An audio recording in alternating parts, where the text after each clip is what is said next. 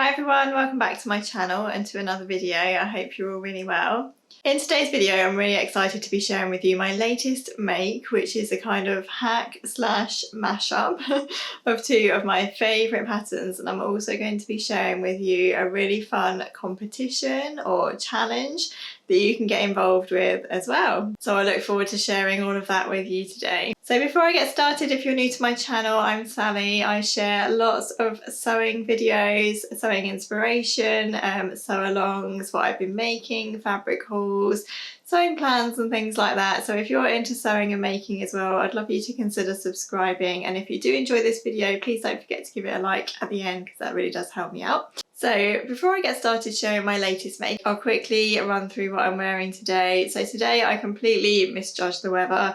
We woke up to beautiful sunshine this morning and I mistakenly thought it was going to be a lovely sunny day, but after the school run the clouds came and my washing outside got absolutely soaked, and it is a really cloudy rainy day outside, but for the purpose of this video I haven't changed yet. So today I'm actually wearing my Bonnie skirt by Stylark. I really do love this skirt. It's so comfortable to wear with just a t-shirt like I'm wearing today, or a vest or something like that. So that's what I'm wearing at the moment. So I'll just pop in a photo here if you want to see the full skirt as well, and I do have a sew along video of me making this skirt as well, so I'll link all that down below if you are interested to find out more about the making process of this skirt.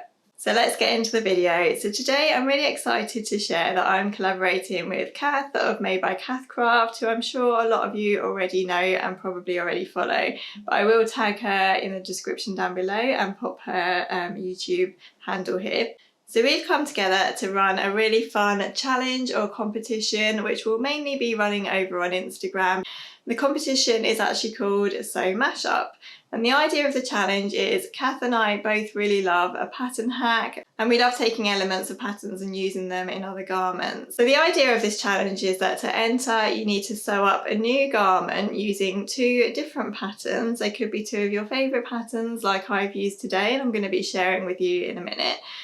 So it could be, say, the sleeves or the bodice or the skirt of something, and mash them together with another pattern to create a brand new garment. I will just explain a little bit more about what I mean by a mashup later on in the video. So if you would like to take part, you'll need to post a picture of your new garment over on Instagram, tagging myself and tagging Kath, and also tagging your photo with the hashtag #SewMashup. The closing date for the competition will be the 31st of July. And we'll be drawing the winners at random before the end of the first week in August.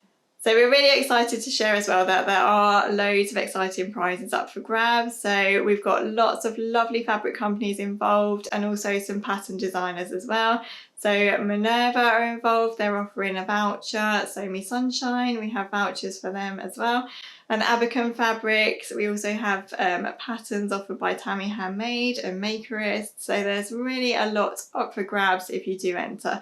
So we're really hoping that you will enter, and we're really excited to start seeing your makes come through in July. And if you do tag us over on Instagram, then we will be sharing your makes on both of our Instagram stories throughout the month as well. So if you are on YouTube but you aren't on Instagram and you still want to take part, obviously do take part just for the fun of it. It's really good fun to mash together patterns and make new hacks. I think so anyway. If you don't already have your own Instagram account, if you don't want to use Instagram, you can simply mock up a quick account and share that particular photo tagging us, and we'll still see it. You don't necessarily need to continue using Instagram or anything like that, but if you did want to enter, that would be a quick and easy way to do it. So we'd really love it if you got involved, and we can't wait to start seeing everyone's makes. So with all of that said, I'm going to get on to sharing with you my mashup. So this is my entry to the competition. Obviously I won't officially be entering because it is our competition, but here's my mashup. So here's my mashup. I'm going to show you like this, and I'm going to just pop it on in a minute so that you can see what it looks like on as well. So I wonder if you can guess the patterns that I've used. They're two of my absolute favourite patterns that I use and share quite a lot with you here on YouTube. So what I've made for my entry is a mashup of the Tilly and the Buttons Lyra dress bodice, so the lovely sort of shirt dress bodice, and then I've attached it to the sapphire trousers from the Tilly and the Buttons book, Make It Simple. So 2 Tilly and the Buttons patterns there. So I've just taken the bodice from one of my favourite patterns, the Lyra dress, and I've attached it onto another of my favourite and most used patterns, I think, the sapphire trousers. Here are the 2 patterns that I've used to make my mashup. This one, Tilly and the Buttons Lyra shirt dress, and with this one I've actually just taken the shirt bodice from this pattern. So you can actually make this shirt bodice with either short sleeves or long sleeves, and then if you haven't seen this pattern before, you can actually make it with a single gathered skirt, or you can make it with a lovely sort of midi or maxi tiered gathered skirt as well. And then the trouser part of my jumpsuit was actually made using these trousers, which is the sapphire trousers from the Tilly and the Buttons book, Make It Simple, which I'm sure you've all seen before. So as part of the kind of sapphire range, if you like, you can make this kind of wide leg pair of trousers, which I usually make and shorten to culotte length. You can also make this lovely pair of dungarees by just attaching a bib to the top of the trousers as well. Or you can make this really cute little play suit as well. So I've made this play suit before, so I already had the shorts part of the pattern cut out, and I already had my sapphire trousers cut out. But because I was going to be making a jumpsuit rather than just a pair of trousers, in order to get my kind of pattern pieces right for my jumpsuit, what I did was I actually used the pattern piece for my shorts and the pattern piece for my sapphire trousers, and I placed them one on top of the other just to make sure that I had enough waistline there to accommodate a jumpsuit. Because obviously with a jumpsuit, your trousers are coming up quite high, because your waistline is going to be kind of brought in up here where your natural waist is. So on the shorts version of the sapphires here, when you're making the play suit, the waist part of the trousers, or the shorts even, sorry, are actually quite high to accommodate your waistband and where they'd sit on your natural waist. So I needed to just adapt my sapphire trousers pattern slightly to bring the waistline up so that I had enough waistline to make my drawstring channel. So you can see here on the sapphire playsuit line drawings that the waistline is actually elasticated at the back, and then there's a flat front waist similar to the normal pair of sapphire trousers. So you can make the playsuit or the jumpsuit in that way, and you can just have the flat front and the elasticated back.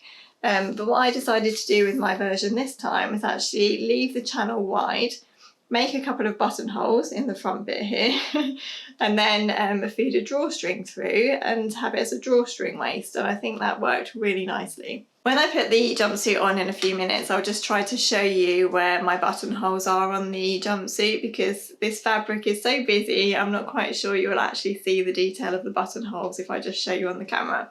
So I'll put it on in a minute and show you. So the other thing I needed to do to adapt my pattern pieces to make this jumpsuit is actually just to check the length and the width of the Lyra bodice against the sapphire jumpsuit bodice.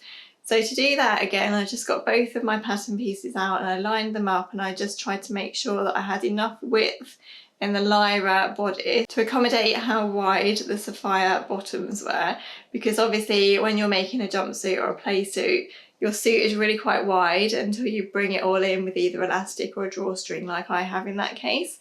It turned out actually that the Lyra bodice, because that is actually quite a wide style anyway, because the Lyra dress is quite oversized and that's brought in with a belt.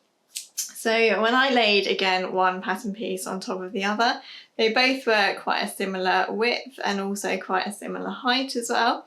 So I decided to just go for it and make the Lyra dress bodice up as it was, knowing that the width was going to be okay, and just see how I went. I hope all this makes sense in a nutshell. If you would like more detail, let me know if you'd like a blog post written up all about this make, because I'll be happy to write one up if that would be of interest.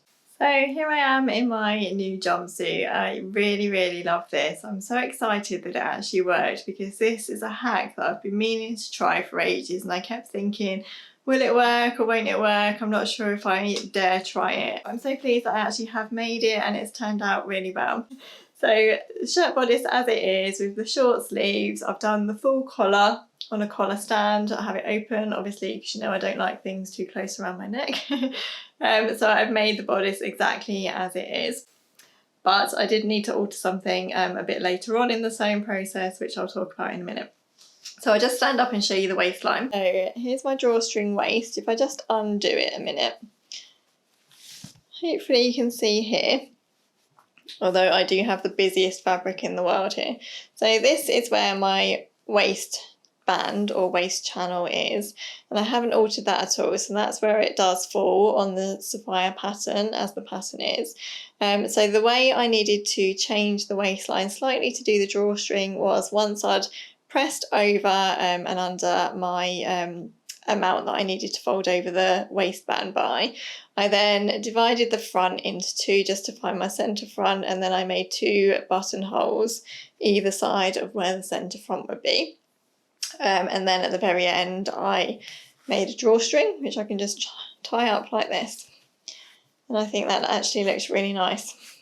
And I kind of prefer that actually to the elasticated version. I think that I might actually try some sapphire trousers with a drawstring waist in the future, so they might be coming soon. The change I just needed to make with the Lyra bodice was once I'd sewn my bodice actually to my bottoms, I tried it on before I did anything to the drawstring or anything like that, and found that the waist was actually sitting too low on me.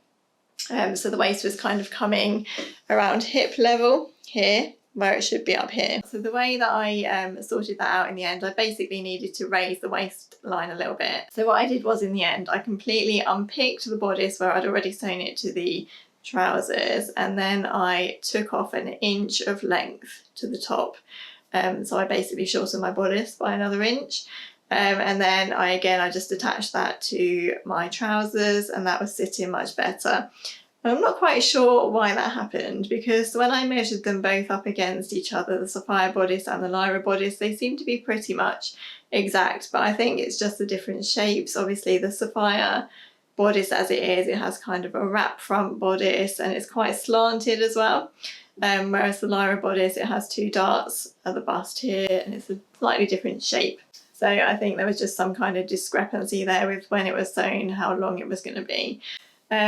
I think if I was more of a mathematical kind of seamstress, I probably could have worked that out before making the garment, but the way that my mind works, I'm definitely better at making something and then realising how I need to alter it afterwards. So I think that kind of covers in a nutshell how I made my mashup. I hope you like it. As I say, I'm absolutely thrilled with this. I'm really pleased with how it turned out, and again my mind is working with lots of different other versions that I can make similarly. I think this would look really nice as a shorts version as well. I'm not really sure whether I'm much of a shorts wearer anymore, but I do think that would look really nice with like the shirt top, or a nice chambray version would look really nice as well. So that's my example of a mashup. So I hope that makes it a little bit clearer about what we're asking from the challenge.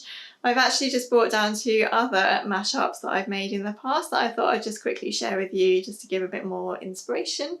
So there's this one here. This is a lot of fabric. This is my Makerist dress / Lyra skirt midi dress. So in this one I've used the bodice of the Makerist dress pattern by Deer and Doe. So I've made the bodice literally as it is, and then I've attached the long tiered skirt from the Lyra dress pattern again. You can tell how much I love that pattern, can't you? To the bodice, just to make a different kind of maxi or midi dress even. I love this dress. I really like the Makerist bodice anyway. I really like the neckline on this. It's kind of a high neck, but because it's not around the front of my neck, I don't mind it too much. So it's a really nice kind of style shirt dress. Really nice and easy to wear. So that's that one. And then another mashup from 2 different patterns that I've made fairly recently. This one was about a year or so ago, I think. This is a mashup of the Sagebrush top by Friday Pattern Company and the Fibre Mood Norma blouse. So I've used the bodice of the Sagebrush top to make this part of the top, and I've shortened it quite a lot, but I've also just included the ruffle and the bias bound neckline. which ties up with a bow at the back. But then instead of using the big puffy sleeves that the sagebrush top has, I've attached the sleeves from the Fibre Mood Norma blouse. So the sleeves from the normal blouse are a little bit more understated, although they still have that lovely sort of puffy style, but these ones come down to elbow length, so they're a little bit longer than the sagebrush ones. But yeah, that hack just worked really nicely for me. I wasn't initially too keen on the huge puffy sleeves of the sagebrush top, so I decided to make it up and just use a bit more of an understated sleeve. And instead of hacking the sagebrush top pattern, I just used the sleeves of another pattern that I already had and just attached them to this pattern, which worked really nicely. So I really love that one. I do have blog posts on both of these makes actually, so if you are interested in reading more detail about how I made these, then I'll link those blog posts down below as well. So I really hope you like my brand new pattern hack or pattern mashup as much as I do. Let me know what you think in the comments. Do pop over and watch Cath's video as well. She posts her videos on a Saturday morning, so her video will have come out yesterday.